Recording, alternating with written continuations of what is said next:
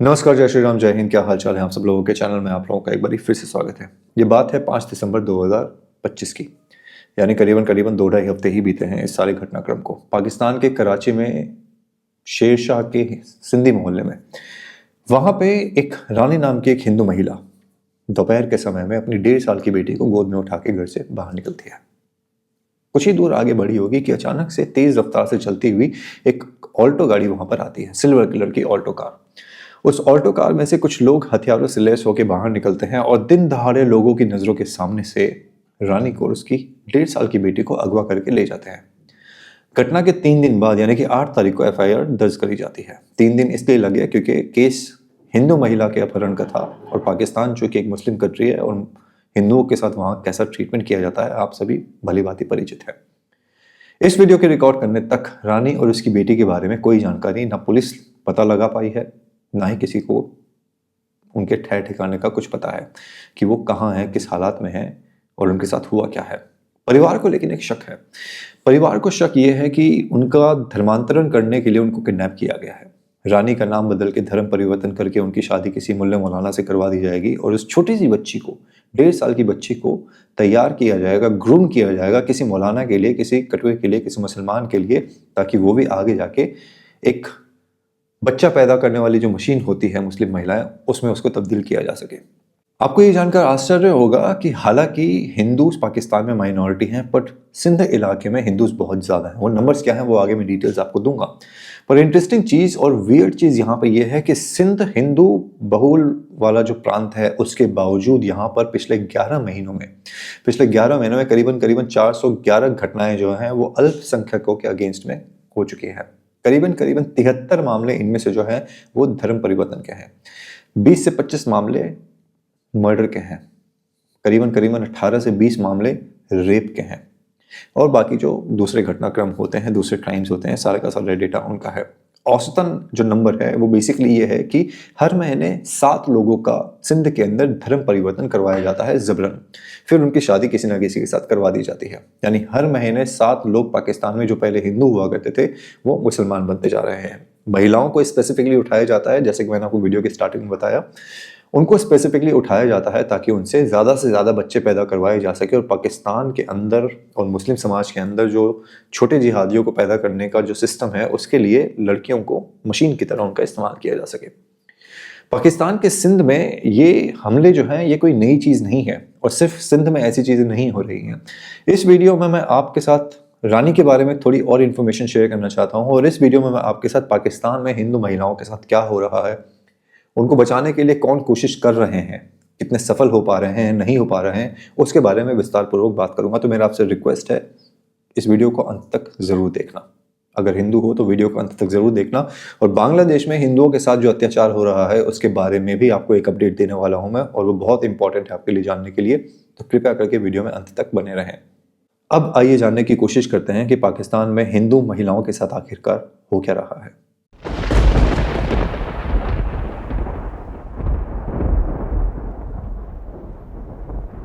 सबसे पहले रानी का केस ही आपको थोड़ा और डिटेल में बता देता हूँ कि एक्चुअली में किन हालात के अंदर उनको अगवा किया गया। रानी और उनकी जो बेटी जो 1.5 साल की थी, जो मैंने आपको बताया, 5 दिसंबर को अपने घर से निकलती है। ठीक है, सुबह करीबन करीबन 11 साढ़े 11 बजे का आसपास का कुछ समय था। वो घर से बाहर निकलती है, घर पे ताला लगाती है, बेटी को गोद में उठाती है और घर से कुछ ही दूर आगे बढ़ी थी। और कुछ दूर आगे बढ़ने के बाद वो जो सिल्वर कलर की ऑल्टो है वो आती है। लोग मास्क पहन के, हथियार लेके गाड़ी से निकलते हैं और रानी को उठा के ले जाते हैं उसकी बेटी के साथ। उस समय इनके जो पति हैं वो अस्पताल गए हुए थे कुछ दवाई लाने के लिए। कुछ समय बाद जब पति घर वापस आते हैं तो घर पे उन्हें ताला लगा हुआ मिलता है। कुछ मिनट वो वहां पर इंतजार करते हैं कि शायद रानी आजू बाजू में गई होगी और अभी लौट के आ जाएगी। बट जब वो 10-15-20 मिनट इंतजार करने के बाद रानी नहीं आई तो उन्होंने उसे फोन लगाया, बार बार फोन लगाया, पर फोन उठाता कौन, क्योंकि रानी को तो किडनैप कर लिया गया था। तो घबरा कर रानी के पति ने आसपास के लोगों से पूछना शुरू किया कि क्या आपने देखा कि रानी कहाँ है, अगर आपने किसी को कोई जानकारी हो, किसी ने उन्हें आते जाते हुए देखा हो। पर डर से वहां पे किसी ने कुछ भी नहीं बताया और बाद में पता चलता है कि ये एक्चुअली में एक अपहरण का केस है। तो रानी के पति इमीडिएटली जाते हैं एफआईआर दर्ज करवाने के लिए। एफआईआर दर्ज करवाने में लग जाते हैं 3 दिन। क्योंकि पुलिस वाले जो हैं वो इन अपहरणकर्ताओं के साथ मिले हुए होते हैं जनरली, और उन्हें उनका संरक्षण मिला हुआ होता है। ये पाकिस्तान में एक नॉर्मल सिनारियो है, और यही केस रानी वाले सिनारियो में भी था। पुलिस वाले पहले नानुकुर करते हैं और कहते हैं कि अरे बीवी है, आ जाएगी, जल्दी आ जाएगी, इस तरीके की बकैती करने की कोशिश करते हैं। बट इवेंचुअली 3 दिन की मशक्कत के बाद उस FIR को दर्ज करवा लिया जाता है। हैविंग सेड दैट, अभी तक रानी की कोई खबर नहीं लगी है। अब इस सारे के सारे केस को दर्ज किया गया PPC की धारा 496A के अंतर्गत में। वो धारा क्या है वो मैं आपको थोड़ा सा एक्सप्लेन करना चाहता हूं, ताकि आप इस सारे मामले को, किस तरीके से सिस्टम वहां पे चलता है, उसको समझ सको। PPC की धारा 496 जो है वो बेसिकली कहती है कि महिला को गलत इरादे से बहला कर ले जाना या फिर हिरासत में रखना ये एक अपराध है। बहला फुसलाकर अवैध संबंध बनाना भी अपराध है। यह गैर जमानती अपराध है, सिर्फ कोर्ट में जमानत मिल सकती है, और इस केस में पुलिस को बिना वारंट गिरफ्तारी पुलिस जो है कर सकती है। अब सवाल यह है कि जो पुलिस खुद अपहरणकर्ताओं से मिली हुई हो वो आखिरकार इसको अरेस्ट करेगी। तो ये जो बना हुआ है ये 496A, ये मेरे ख्याल में पाकिस्तान को एबॉलिश कर देना चाहिए, क्योंकि एज इट इज पाकिस्तान में हलाला किसी के साथ भी किया जा सकता है, शारीरिक संबंध किसी के साथ भी बनाया जा सकता है, और हिंदू महिलाओं के साथ तो एक खेल है जो वहां पे खेला जा रहा है। रानी के पति जिनका नाम प्रेम कुमार है, उन्होंने पुलिस वालों से बात करने के बाद उन्होंने कोशिश करी कि आसपास के लोग उनकी मदद कर सकें, पर वहां पे कोई भी मदद करने के लिए सामने नहीं आया। अब ये जो मोहल्ला है कराची में, जो शेर शाह सिंधी मोहल्ला है, यहाँ पे मोस्टली हिंदू ही रहते हैं, वहां पे रिश्तेदार भी रहते हैं इनके। ये लोग गुजरात से ताल्लुकात रखते हैं, जहाँ पे अहमदाबाद में भी इनके फैमिली वाले लोग रहते हैं। हालांकि केस को लेकर अभी तक इन लोगों ने अहमदाबाद में जो इनकी फैमिली है उनके साथ कोई भी कॉन्वर्सेशन नहीं किया है। इंडिया से मीडिया वालों ने इनसे बात करने की कोशिश करी, और प्रेस वालों ने बात करके ये जानने की कोशिश करी कि आखिरकार आपके साथ किस तरीके का व्यवहार हो रहा है, या फिर आपको किस तरीके की मदद मिल रही है या नहीं मिल रही है। कुछ हद तक प्रेम कुमार इंडियन मीडिया से बात करते हैं, लेकिन 2-4 छोटी मोटी इन्फॉर्मेशन देने के बाद आगे बात करने से मना कर देते हैं और कहते हैं कि मैं ज़्यादा बात नहीं कर सकता, अदरवाइज लोग यहाँ पे हमें देशद्रोही कहेंगे। कहते हैं, इनका ये कहना है कि हमारा दोष क्या है, हम पाकिस्तान में ही पैदा हुए, यहीं पले बड़े है, तो हम पाकिस्तानी, हमारा कसूर सिर्फ इतना है कि हम हिंदू हैं, और हम आपसे ज़्यादा बात नहीं कर सकते, क्योंकि अगर हमने आपसे ज़्यादा बात करी तो हमें उसी तरीके से ट्रीट किया जाएगा कि तुम्हारे मन में तो भारत के प्रति प्यार है। भारत के प्रति प्यार हो ना हो, यहाँ पे कोई इंसान अगर अपनी व्यथा बता के जानने की कोशिश करना चाहता है कि उसकी बीवी और 1.5 साल की बच्ची के साथ क्या हुआ, कोई सुनवाई नहीं है पाकिस्तान के अंदर। और ये तब हो रहा है जब एक तरफ बांग्लादेश में हिंदुओं को मारा जा रहा है, लेकिन आपके देश में लोग खड़े नहीं हो रहे। नेपाल के हिंदू खड़े होकर कह रहे हैं कि अगर बांग्लादेश में हिंदुओं के साथ कोई प्रॉब्लम हुई, उनको अगर परेशान किया गया, तो बांग्लादेशी जो नेपाल में रह रहे हैं उनको उसका फल भुगतना पड़ेगा। ये नेपाल के लोग कह रहे हैं, पर हमारे वाले लोग मुंह में धागा डाल के बैठे हुए हैं। एनीवेज, वो हमारी आइडेंटिटी रही है। हम फ्री पैलेस्टीन जरूर बोल देते हैं, लेकिन हम हिंदुओं के बारे में, चाहे उनके साथ कहीं भी प्रताड़ना हो रही हो, हम उसके साथ कभी भी खड़े नहीं होते हैं। पाकिस्तान में हिंदू आबादी क्या है उसका मैं आपको एक डेटा देना चाहता हूं, ताकि आप इस सिचुएशन की गंभीरता को समझ सको। पाकिस्तान की कुल जनसंख्या अभी जो रिसेंट बताई गई है वो है करीबन 24.5 करोड़ के आसपास की, जिसमें 52 लाख जो है हिंदू हैं। अब ये 52 लाख जो हिंदू हैं, ये डेटा बड़ा इंटरेस्टिंग है। सिंध की कुल आबादी है 5.5 करोड़ के आसपास की, और सिंध में हिंदू है 49 लाख, यानी पूरे पाकिस्तान में 52 लाख है, और सिंध का जो एरिया है उसमें उस एरिया में 49 लाख हिंदूज वहां पे मौजूद है। उमरकोट, थार पारकर, मीरपुर खास और संघार, ये वो इलाके हैं जहां पे हिंदू ज्यादा प्रोमिनेंटली मौजूद हैं, और इन एरियाज को टारगेट किया जा रहा है मौलानास के द्वारा और कटवों के द्वारा, ताकि यहाँ पे जो डोमिनेशन है मुसलमानों को, उसको एस्टैब्लिश किया जा सके।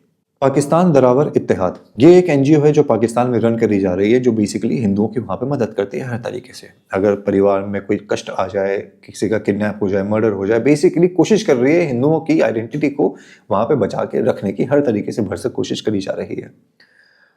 इसके जो फाउंडर है, इसके जो रनिंग जो सोशल एक्टिविस्ट जो इसको रन करते हैं, उनका नाम है शिवा काशी जी। शिवा काशी जी का भी यही कहना है जो प्रेम कुमार ने कहा, जो कि रानी के पति हैं, कि हमारा कसूर सिर्फ इतना है कि हम हिंदू हैं। मुसलमानों को इस बात से फर्क नहीं पड़ता कि हम पाकिस्तान में ही जन्मे, यहीं पे पले बड़े, हमारा ही देश है, हमारा खून पसीना यहाँ पे बहा हुआ है, लेकिन हमें फिर भी बाहरी माना जाता है क्योंकि हम सिर्फ और सिर्फ हिंदू हैं। हम लोगों से इंसाफ मांगते हैं, हमारी कोई सुनवाई नहीं करता। हम FIR लिखवाने के लिए जाते हैं, हमारी कोई सुनवाई नहीं होती। हमारी माँ बेटियों को दिन दहाड़े किडनैप कर लिया जाता है, उसकी कोई जांच पड़ताल नहीं करी जाती। अगर हमें भूल चूक से पता भी चल जाए कि कौन से घर के अंदर हमारी बेटियों का, हमारी बहुओं का, हमारी बीवियों का धर्मांतरण करके उनको रखा जा रहा है, उस घर की जानकारी भी अगर हम पुलिस वालों को दे दें, तब भी उनके बारे में कोई केस नहीं किया जाता, हमारी कोई सुनवाई नहीं होती। शिवा काछी जी ने भी, जब मीडिया वालों ने इनसे बात करने की कोशिश करी, तो इन्होंने भी काफी लिमिटेड तरीके से बात करी, क्योंकि देखो, जान का डर हर किसी को होता है, कोई भी खुल के इतना ज्यादा नहीं कह सकता, क्योंकि बहुत इजी है आपके लिए और मेरे लिए कहना कि डरते क्यों है, बोलो ना। पर उस एक देश के अंदर जहां पे चारों तरफ से वो घिरे हुए हैं मुसलमानों से, it's difficult for them to be that open. तो आपको उस चीज को समझना पड़ेगा इसके पहले कि आप उन पाकिस्तान में रहने वाले हिंदुओं के ऊपर कटाक्ष करो कि अपने लिए खड़े हो जाओ, अपने लिए वो 50 लाख या 25 करोड़ से लड़ सकते हैं, ये सवाल आपको पूछना अपने आप से बहुत ज्यादा जरूरी है। एनीवेज, सिंध में ये जो हिंदुओं के ऊपर अत्याचार हो रहा है, इसके अगेंस्ट में एक प्रोटेस्ट किया गया। प्रोटेस्ट करके आईजी के ऑफिस के सामने प्रदर्शन किया गया, पर बाद में ये पता चला कि आईजी लेवल तक का बंदा इन अपहरणकर्ताओं से मिला हुआ है। इन्होंने अपने प्रोटेस्ट का वीडियो इंडिया के मीडिया के लोगों के साथ तो शेयर किया था, जो मैं नहीं शेयर कर पा रहा हूँ, अदरवाइज कॉपीराइट स्ट्राइक्स वगैरह के इशू आ जाते हैं। पर मैसेज बड़ा सिंपल था, अगर आप हिंदू हैं तो आपको यहाँ पे रहने का हक नहीं है। रिलिव से लिव गलिव, वही वाला जो कश्मीर के अंदर 1989-90 के दौरान में कांड हुआ था, वो पाकिस्तान के अंदर बेसिकली हिंदुओं को रोज जीना पड़ रहा है। शिव काछी जी ने लीडर होके जिस लेवल तक इन्होंने मीडिया वालों से कॉन्वर्सेशन हो सके, उन्होंने कॉन्वर्सेशन करी। उन्होंने कहा कि भाई, हम कोई अफ्रीका से नहीं आए हैं, हम इंडिया से नहीं आए हैं, हम यहीं पे पैदा हुए, हम इस देश के वासी हैं। लेकिन पाकिस्तानियों ने इस समय डिसाइड कर रखा है कि हमें अपनी लड़कियां चाहिए, चाहे चाहिए हो या ना चाहिए हो, हमें हिंदू लड़कियां तो चाहिए। और आपको ये जानकर आश्चर्य होगा कि ये कुंवारी है, बड़ी उम्र की है, छोटी उम्र की, ऐसा कुछ भी नहीं देखा जाता। जिन हिंदू लड़कियों की शादी हो रही होती है, शादी के मंडप से लड़कियों को उठा के लेके चले जाते हैं अगवा करके, फिर धर्मांतरण करा के उनसे फिर बच्चा पैदा करवाया जाता है। रानी और उसकी बेटी के किडनैपिंग के ठीक एक दिन पहले, यानी ठीक एक दिन पहले एक और घटना हुई थी, जहां पे 4 दिसंबर को सिंध के प्रांत में उमरकोट इलाके में वहां पे बहुत ज्यादा हिंदू आबादी जो है वो वहां पे मौजूद है। उमरकोट के डेगोफा में रहने वाली एक दुल्हन को अगवा कर लिया गया। असल में हरचंद कोहली की बेटी Bhagwati, if I am not wrong उनका नाम है, वो उनकी शादी एक दिन पहले हुई थी। अपने घर आ रही थी वो पग फेरे के लिए जब वापस आ रही थी, बीच रास्ते में उनको रोककर 7-8 लोगों ने उनको रोककर, हथियारबंद बदमाशों ने बीच रास्ते से उन्हें किडनैप कर लिया। कोई फर्क नहीं पड़ा कि ये नई नवेली दुल्हन है। मुल्ले इतने ज्यादा लालायित हैं अपने बच्चों को पैदा करने के लिए, छोटे जिहादियों को पैदा करने के लिए, कि उन्होंने इस नई नवेली दुल्हन को किडनैप करके अपने पास उठा के ले गए उसके। ये सब घटनाक्रम एक होटल के पास हुआ। उस होटल के सीसीटीवी कैमरा में सब कुछ दर्ज हुआ है। लोग वहां पर खड़े हैं, पर किसी ने भी आगे आके इनकी मदद करने की कोशिश नहीं करी। उसके 2-3 कारण हो सकते हैं। एक ये कि लोगों को भी डर है कि गोलीबारी ना हो जाए, हमारी हत्या ना कर दी जाए। दूसरा ये कि मुसलमान भाई कुछ करने की कोशिश कर रहा है, लेट इट हैपन। चोर चोर मौसेरा भाई, वही वाला सिनारियो। इस समय स्क्रीन के ऊपर आप जिस इंसान की फोटो देख रहे हो, उसकी उम्र शायद आप फोटो देखकर अंदाजा ना लगा पाओ, मैं बता देता हूँ। वो है 14 साल की एक छोटी सी बच्ची, जिसका नाम है अनीता। सिंध प्रांत के मीरपुर खास में भीम कॉलोनी के रहने वाले अनीता ठाकुर पिछले 3 महीने से गायब है। उसे उसके घर से ही गन पॉइंट पे अगवा किया गया था। क्या आप इस बात को मान सकते हो कि 14 साल की एक बच्ची को उसके घर में घुस के गन पॉइंट पे उसको किडनैप कर लिया जाता है। हिंदू कम्युनिटी के लोगों के विरोध करने के बाद मीरपुर खास के सैटेलाइट थाना है, वहां पे इसके एफआईआर दर्ज कराई गई। इसमें आरोप लगाया गया कि बच्ची को यानी अनीता को अगवा करने के बाद उसका धर्म परिवर्तन करवा दिया गया है और उसकी शादी करा दी गई है। लोगों के द्वारा वो घर बताया गया जहां पे अनीता को जबरदस्ती रखा जा रहा है, पर पुलिस वालों ने आज तक कुछ भी घंटा नहीं किया है। 3 महीने बीत चुके हैं इस केस को, अनीता आज तक अपने घर लौटकर नहीं आ पाई है। चक्कर ये है कि पुलिस वाले खुल के ये तो कह नहीं सकते कि मुसलमान ले गया है, कोई बात नहीं, ऐसे वैसे। वो सीधे कह देते कि तुम्हारी बेटी भाग गई है।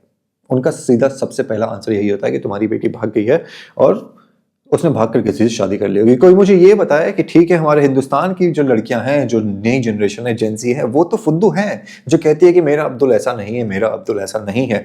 पर क्या एक ऐसे देश में वो बच्चियां जो रह रही हैं डर के माहौल में हमेशा से, क्या वो किसी अब्दुल के साथ ऐसे भागेंगी?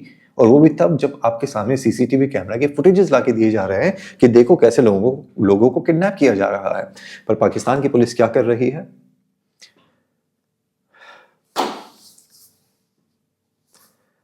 मेरे अंदर का जो आक्रोश है, शायद आप इस वीडियो में सही तरीके से ना समझ पाओ, पर मेरे अंदर के आक्रोश को समझने के लिए, अगर आप समझना चाहते हो, तो आपको अपने अंदर के हिंदू को जगाना पड़ेगा, जो कि फ्रैंकली स्पीकिंग मैं अभी तक लोगों को जगाने में विफल रहा हूं as a content creator. But then again, मेरी इस विफलता को छोड़कर आगे दूसरे केसेस के बारे में बात करते हैं। आपकी स्क्रीन के ऊपर इस समय एक और फोटो शेयर करी है मैंने, और ये 3 साल पहले यानी सितंबर 2022 की घटना है। इस छोटी बच्चे की उम्र भी 14 वर्ष की है। 14 वर्ष की नाबालिग लड़की चंदा महराज का अपहरण 3 साल पहले किया गया था। चंदा सिंध में हैदराबाद की रहने वाली है। वो फतेह चौक इलाके में बड़ी बहन के साथ सामान खरीदने के लिए गई थी, और वही सिनारियो, सामान खरीदने के लिए घर से बाहर निकली, लोग गाड़ी में आए, गाड़ी रुकी, हथियार दिखा के गन पॉइंट वगैरह के ऊपर बच्ची को उठा के ले गए। पर ये वियर्ड चीज नहीं है। वहां पे खड़ी हुई जो बड़ी बहन थी वो शोर शराबा मचाती है, लोगों से हेल्प मांगती है, पर किसी ने कोई हेल्प नहीं करी। ये भी वियर्ड चीज नहीं है। पुलिस थाने में जाके रिपोर्ट दर्ज कराने की कोशिश करी जाती है, पुलिस नानुकुर करती है। ये भी वियर्ड चीज नहीं है। कुछ समय बाद, 2-4 दिन की मशक्कत के बाद इवेंचुअली पुलिस जो है एफआईआर दर्ज कर लेती है। ये भी वियर्ड चीज नहीं है। कुछ 1 आध हफ्तों की मशक्कत के बाद पता चल जाता है कि ये छोटी सी बच्ची 14 साल की कहां पर है। उसे बचा लिया जाता है। उसे बचा लिया जाता है और परिवार वाले सोचते हैं कि अब वो हमारे घर वापस आ जाएगी। ये भी वियर्ड चीज नहीं है। वियर्ड चीज ये है कि उसके वापस आने के बाद उसे कोर्ट में ले जाया जाता है। ये लड़की अपने परिवार के साथ रहना चाहती थी। वियर्ड चीज क्या है पता है? वियर्ड चीज ये है कि कोर्ट कहता है कि आपको इस बच्ची को शेल्टर होम में रखना पड़ेगा जब तक केस चल रहा होगा। है ना वियर्ड चीज? पर वियर्ड चीज वो भी नहीं है। शेल्टर होम में उस बच्ची को रखा जाता है और कुछ दिनों बाद ये बच्ची उस शेल्टर होम से गायब हो जाती है। और शेल्टर होम से गायब होने के बाद आज तक इस बच्ची का कोई नामो निशान नहीं है। नो वन नोज ये 14 साल की बच्ची कहां पर है। पुलिस, वकील, थानेदार, जुडिशियल सिस्टम, सबके सब साले बिके हुए। किस लिए? हिंदू लड़कियों को, हिंदू बच्चियों का अपहरण करना है, उनका बलात्कार करना है, उनका धर्मांतरण करना है, उनके थ्रू बच्चे पैदा करना है। क्या किसी वेस्टर्न कंट्री के द्वारा आज तक आप सुन रहे हो कि पाकिस्तान में ये जो हिंदुओं के साथ प्रताड़ना हो रही है उसके बारे में कहीं पे कोई आरएनआर सुना आप लोगों ने? कहीं कुछ नहीं सुना होगा। बांग्लादेश में जो हो रहा है उसके बारे में आपने नहीं सुना होगा। लेकिन हिंदुस्तान में अगर एक मुसलमान को भी अगर किसी भूल चूक से कुछ पांव में कांटा लग जाए तो ओई अम्मा मैं तो पिघल गई। पूरी की पूरी कायनात जो है सामने खड़ी हो जाती है कि हिंदू खतरे, मुस्लिम खतरे में है, मुस्लिम खतरे में है। इस घटना के दौरान, जैसे मैंने कहा, ये छोटी बच्ची अपने परिवार के साथ रहना चाहती थी, पर सिस्टम ने परिवार के साथ नहीं रहने दिया और आज वो बच्ची गायब है। इस बेटे का इंतजार करते करते बाप बीमार हो गया। इस बेटे का इंतजार करते करते बीमार बाप इस धरती से रुखसत हो गया। इस बेटे का इंतजार करते करते बड़ी बहन थोड़ी और बड़ी हो गई और छोटी बहन जो बिल्कुल बच्ची थी वो थोड़ी बड़ी हो गई। छोटी बच्ची के मन में ऐसा डर का माहौल है कि वो घर से बाहर नहीं निकलती है। जब ये लड़की किडनैप हुई थी, ये 14 वर्ष की थी 3 साल पहले, यानी आज वो 17-18 वर्ष की होती। तो इसकी छोटी बहन कितनी उम्र की हो सकती है आप इमेजिन कर सकते हो। पर फिर भी अपनी बेटियों की इज्जत बचाने के लिए परिवार वाले आने वाले जनवरी में उस छोटी बच्ची की और बड़ी बहन की दोनों की शादी करवा रहे हैं, क्योंकि ना उनका पालन पोषण कर सकते हैं, ना उन्हें सुरक्षा प्रोवाइड कर सकते हैं, ना ही किसी भी तरीके से ये सुनिश्चित कर सकते हैं कि कल को कोई आके इन्हें उठा के नहीं ले जाएगा और इनका धर्मांतरण नहीं कर देगा या इनका बलात्कार नहीं कर देगा। ये आपके हिंदुओं की कंडीशन है पाकिस्तान में। बट देन अगेन, ये हिंदुओं की कंडीशन हिंदुस्तान में भी है। पाकिस्तान में और स्पेसिफिकली सिंध के अंदर जहां पे हिंदू थोड़े ज्यादा नंबर्स में है, वहां पे भरसक कोशिश करी जा रही है डेमोग्राफी को चेंज करने की, और बहुत जल्दी वो डेमोग्राफी चेंज हो भी जाएगी। आज़ादी के टाइम पे जो हिंदू पाकिस्तान में करीबन 24% के आसपास एग्जिस्ट करता था, वो आज की डेट में 2 से 2.5% के आसपास का है। और जल्दी ही समय ऐसा आएगा जहां पे वो सिर्फ राख होगा और कुछ भी नहीं। और आप यहाँ पे बैठ के इस देश के अंदर सेक्युलरिज्म का घंटा बजाते रहना, और जब आपके घर से आपकी बेटी को उठा के लेके जाया जाएगा तब हम जैसे लोग आपसे सवाल पूछेंगे कि क्यों आ गया स्वाद।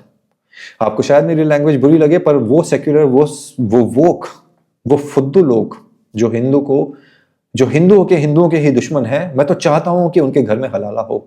मैं चाहता हूं कि उनके बच्चों के साथ धर्मांतरण करवाया जाए। मैं चाहता हूं कि जिस तरीके से फ्रिज के अंदर काट काट के उनको रख दिया जाए, उनके घर से ऐसे लोगों का, ऐसे ऐसे घर वालों का उस वास्तविकता से सामना हो। क्योंकि जब तक खुद पर नहीं बीतती, हकीकत से कोई भी अवगत नहीं होता। अगेन, हो सकता है आपको मेरी बातें बुरी लगे, हार्श लगे और आप सोचोगे कि मैं किसी की मौत की कामना कर रहा हूं, बट मेरे मन में उन मेरा अब्दुल ऐसा नहीं है वाली लड़कियों के लिए कोई रिस्पेक्ट, कोई सिंपैथी नहीं है। मेरे मन में उन लड़कों के लिए कोई रिस्पेक्ट या सिंपैथी नहीं है जो मुल्ली लड़कियों के साथ अय्याशी करते हैं या उनके साथ जीवन बिताने का सपना देखते हैं।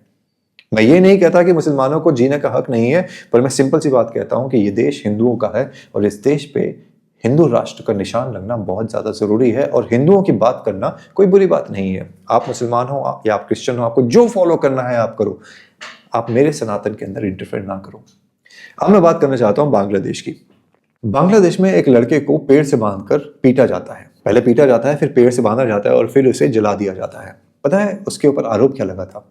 उसके ऊपर आरोप लगा था कि उसने ब्लास्फेमी करी है। ब्लास्फेमी यानी कि एक उड़ते हुए किसी इंसान की उसने बेइज्जती कर दी थी। ब्लास्फेमी थी क्या, लेकिन पता है आपको उस दीपू इंसान ने, उस छोटे से लड़के ने क्या ब्लास्फेमी करी थी? ब्लास्फेमी उसने ये करी थी कि उसने अपने किसी मुस्लिम मित्र से ये कह दिया था कि सारे भगवान बराबर होते हैं, ईश्वर सबका एक होता है। आप किसी की भी पूजा करो, किसी को मानो, किसी मूर्ति की पूजा करो, या फिर आप किसी अल्लाह को मानो, क्रिश्चियन को मानो, not in as many words, but his whole point was कि सब बराबर होते हैं। कश्मीर में भी पड़ोसी ने ही पड़ोसी को मरवाया था। यहाँ पे एक मित्र ने मित्र को मरवाया। उसने ये बात जाके लोगों को बताया कि ये तो कह रहा है कि सबका मालिक है, कि ऊपर जाके सबको एक ही इंसान की पूजा करनी है। ये थी blasphemy. The guy simply wanted ये जो वायलेंस हो रहा है ये नहीं होना चाहिए, सब बराबर है। पर वहां पे एक मुसलमान ने उसका पत्ता काट दिया और दीपू भैया को उठा के पीठ के पेड़ से बांध के उसे जिंदा जला दिया गया। एक शब्द किसी मुस्लिम, किसी हिंदू, क्या कहते हैं, वेस्टर्न कंट्री से सुनाई दिया आपको? कहीं से कोई चिल्ला चोट नहीं। पर क्या आपको इस बात की जानकारी है कि G20 से साउथ अफ्रीका को यूएस के द्वारा निकाल दिया गया, इसलिए क्योंकि साउथ अफ्रीका में क्रिश्चियंस के ऊपर हमले हो रहे हैं। 2-4 क्रिश्चियंस को मार दिया गया था, तो उसकी वजह से G20 से निकाल दिया गया। क्या किसी हिंदू के नाम पे आपने किसी वेस्टर्न कंट्री को पाकिस्तान के ऊपर उंगली उठाते हुए, बांग्लादेश के ऊपर उंगली उठाते हुए आज तक सुना है? फॉरगेट अबाउट वेस्टर्न कंट्रीज, आपके देश से कोई बात नहीं कर रहा, दूसरों से तो उम्मीद करना बहुत दूर की बात है। ये पाकिस्तान की सच्चाई है।